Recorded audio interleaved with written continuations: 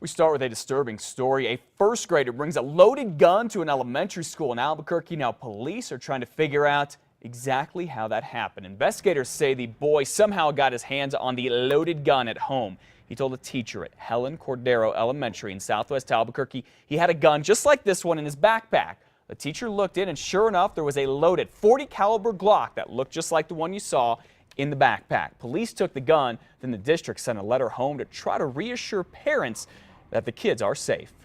7 years old, first grader, doesn't appear that he meant to harm anyone, didn't threaten anyone, but all the same there has to be some pretty strict consequences for something like this. As a result, that student, just 7 years old, may face long-term suspension and other consequences. Again, the district even says he didn't know exactly what he was doing, didn't know to harm anyone, didn't plan to. The police report was forwarded on to the Juvenile Probation and Parole Office. Well, the Los Alamos County Clerk has lost her appeal to challenge a judge's order to issue marriage licenses to same-sex couples. Now the issue could be on its way to the state Supreme Court. County Clerk Sharon Stover argued that marriage applications are written according to state law and they require a bride and a groom to apply. An attorney representing the couple who sued after their request for a marriage license was rejected argued that it's the statute that matters, not necessarily just the application, and that the statute is not gender specific here. These sample forms do not create substantive law, Your Honor. They're merely there as a guide. And it goes on in 40-1-18 to specify that the reason the sample form is there is to facilitate record keeping.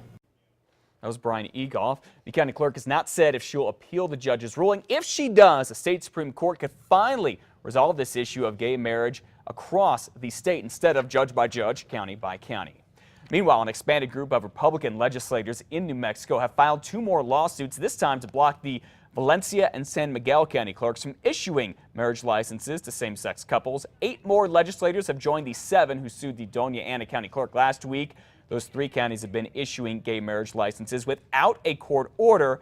The legislators, again all Republicans, say they want the Supreme Court to resolve what the law does or does not say, not county clerks or district judges. Now, to get a list of all those legislators, head to KRQE.com. The story is up on our homepage, has a list there. We will know whether a horse meat plant in Roswell can open by the end of next month. Animal rights groups are suing to keep Valley Meat Company from opening. They say the federal government failed to do the proper environmental studies before issuing the company's permits. The plant's attorney says the case is now on the court's schedule. Each side will file briefs in the next month, and a judge is set to issue a final ruling by the end of October. As you probably have heard, the animal rights groups had to post a bond to cover Valley Meat's financial losses should they lose in courts. Well, the case against a man who Albuquerque police once said had all the makings of a serial killer can now move forward. Talith Fontaine Hopkins here is charged and accused of raping and strangling a hotel maid with a phone cord at the Plaza Inn last year. A few days later, police say Hopkins beat a man to death with a rock, then put a phone cord around his neck. Now, investigators say Hopkins told them he used the cord the second time so they would know it was the same killer. His lawyer challenged a judge's ruling earlier this summer that Hopkins was competent to stand trial, only to withdraw that challenge. So with that legal wrangling over, Hopkins' competency is now settled. The case can move forward. It is set to go to trial in February. A woman in Albuquerque is now accused of shooting an 8-year-old neighbor boy with a BB gun. The boy's mother says he was playing with Cecilia Ramirez's kids after school in the South Valley on Tuesday and accidentally hit one of them with a stick. She says a short time later, Ramirez showed up at their house and pulled out a BB gun. I thought it was a real gun when I first seen it. I mean, I didn't know it was a BB gun. I turned to look and my son was bleeding from his hand where she had hit him. Ramirez is now charged with child abuse and aggravated assault. When we went by her house yesterday, we found CYFD investigators. They would not say exactly what they were doing there. A group of middle schoolers at a well-known parochial school in Albuquerque were caught on camera snorting pepper in class. Take a look. You can see a handful of students at St. Mary's School snorting black pepper. We blurred out their faces in videos that were sent to us by a concerned parent. The video that was filmed both outside and apparently inside of a classroom there. Taken aback a little bit. I mean, of course, we send our kids to schools and we expect that as parents being away, that other people will be taking care of them.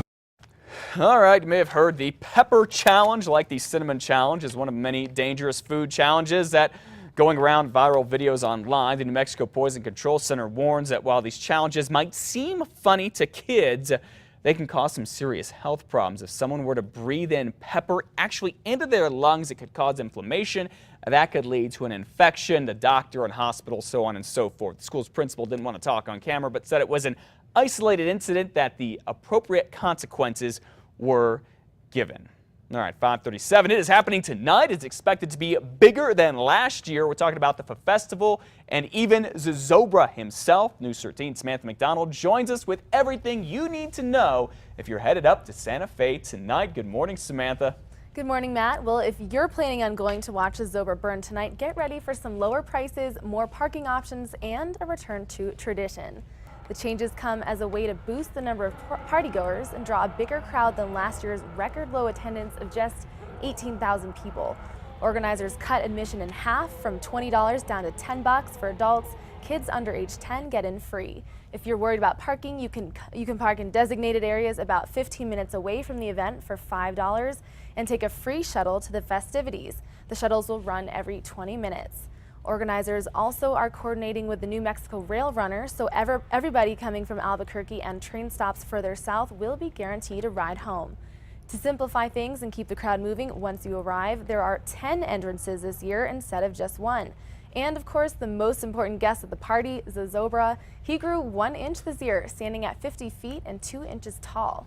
Unlike last year, his hair color will remain a secret until the festival begins. It's a tradition brought back by popular demand.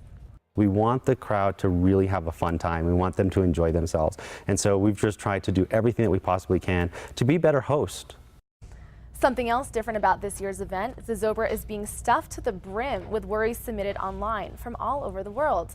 And you can still submit your worries online before 5 p.m. And then the burning begins between 8:45 and 9:15. Matt, back to you. It's always a good time up there. Thank you, Samantha. And if you didn't buy your tickets online yet, you can get them at the gates of the festival. You can also visit burnzozobra.com, see a map of all of the event and the different parking spots. By the way, you can also go to our website, KRQE.com. You can put your worries in online.